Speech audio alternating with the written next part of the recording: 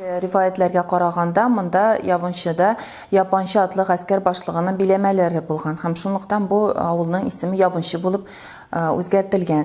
Монда Мәрҗәнинең әтисе Баһаутдин 1816 елны мулла итеп билгелиләр. Вахапова Мөршидә апай тарих белән кызыксына һәм инде аның әйтеп ул әлдә исән безнең һәм шул әйтүенчә менә электән шушы нигездә муллалар яшәгән һәм инде шул исәбәптән Баһаутдин хәзрәт тә һәм Мәрҗәни дә шушы нигездә яшәгәннәр. Хәзерге көндә 38 хуҗалык Ябынчыда, дачный варианттагы йортлар, ә инде төп яшәүче кешеләр безнең монда 3 йорт һәм 3 йортта 4 әби бабайлар тора.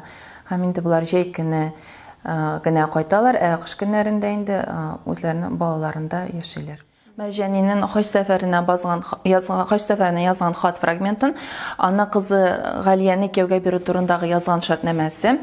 Шулай хаҗ сәфәрендә барганда кулланган приборлары, хаҗ сәфәреннән Мәрҗәни үзенең кыз туганнарына бизәнү әйберләре сала торган косметичка бүләк итеп алып кайта һәм Мәрҗәнинең тәсвигы. Без инде менә Мәрҗәнинең 5нче буын аныгы Гөлзада Мустафина белән тыгыз элемтәдә торабыз һәм шулай аның калган туганнары белән дә элемтәне измәскә тырышабыз. Казанда кайтып йөриләр, менә очрашулар үткәрәбез без. Очрашулар үткәргәндә әлбәттә инде аларны чакырабыз. Мәрҗәнинең мирасы бик аз өйрәнелгән һәм аның шәхси әйберләре алар таралыбрак сакланалар, хезмәтләрен тәрҗемә итсеннәр иде һәм күбрәк тираж белән чыгарсыннар. Шулай ук аның Мустафадел Әхфар фи Әхвали Казан ва Болгар исемле 2 томлык әсәре дә ул тулысынча тәрҗемә ителмәгән, аны тулырак иттереп тәрҗемә итеп чыгарсыннар иде. Горурлык хисе. Кайгына барсаң да таш кишү дигәч, Шиһабетдин Мәрҗәнинең туган җиреме ул дип әйтәләр һәм күңелгә бик рәхәт булып куя. Мин нәкъ аның кебек бик акыллы буласым килә.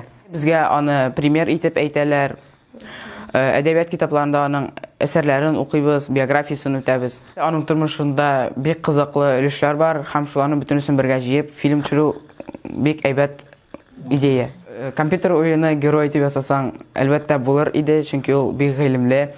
Таттелеком акционерлык җәмгыяте ярдәме белән шушы музей оештырылды һәм менә безнең кулыбызга бик күп китаплар килде, бик күп чыганаклар, копиялар безгә кайтты һәм менә буларны әле өйрәнә генә башладык.